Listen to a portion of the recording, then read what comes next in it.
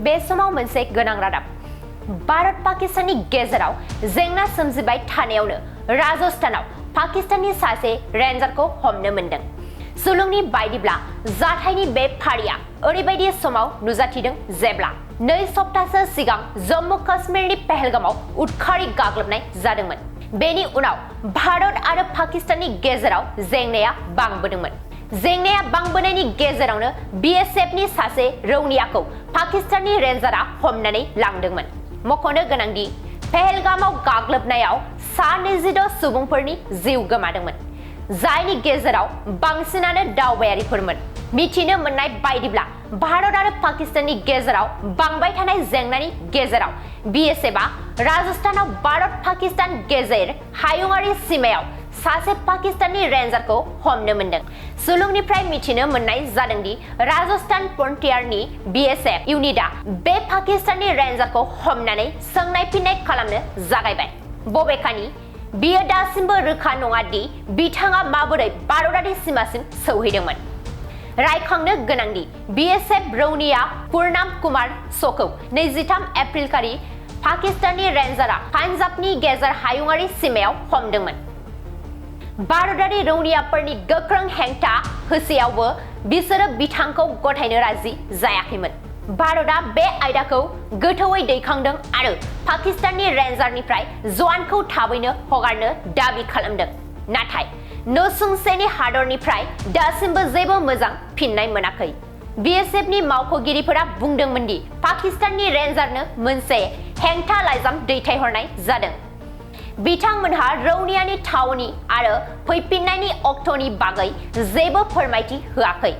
मोन्नैबो हान्जानि गेजेराव 4 निफ्राय 5 फ्लेग मिटिं जाखांबाय, नाथाय रौनियानि फैफिननायनि सोमोन्दै जेबो जोबथा थिरांथा लानाय जायाखै। रौनियाया किसान गार्डनि बाहागोमोन, जायखौ भारतारि आबादारिफोरनि रैखाथिनि थाखाय थिसननाय जादोंमोन।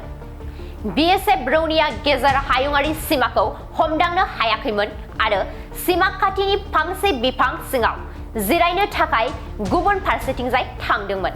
बैनिफ्राय बिथाङा पाकिस्ताननि रेन्जारजों हमजादोंमोन।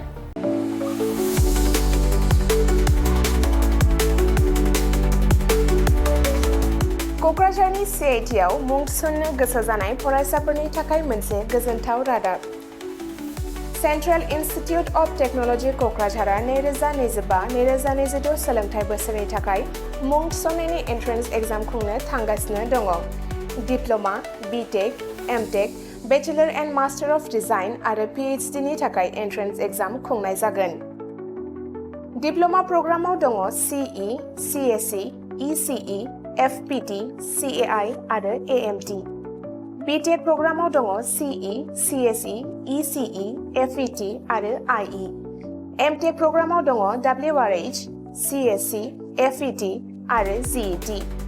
बेचेलर अफ डिजाइन आरो मास्टार अफ डिजाइनआव दङ एमसिडि आरो पिएइचडि नि थाखाय सिइ, सिएसइ, इसिइ, एफइटि, आइइ, एमइ, फिजिक्स, मैथमेटिक्स, केमिस्ट्रि आरो एचएसएस। बे समाव अनलाइन आर'जलाइ लानाया सोलिगासिनो दङ आरो बियो फैगौ 31 मेसिम थागोन।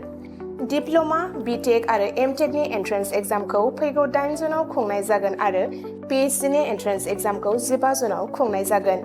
आबुङै मिथिनो थाखाय एडमिशन सेल सीआईटी क'क्राझारनि मबाइल नम्बर 9365031406 आव सुलाद लानो हागोन एबा query2025@cit.ac.in आव इमेल खालामहरनो हागोन। बेनि अनगायै cit.ac.in एबा admission.cit.ac.in बे मोननै वेबसाइटआव हाबनानै नायनो हागोन।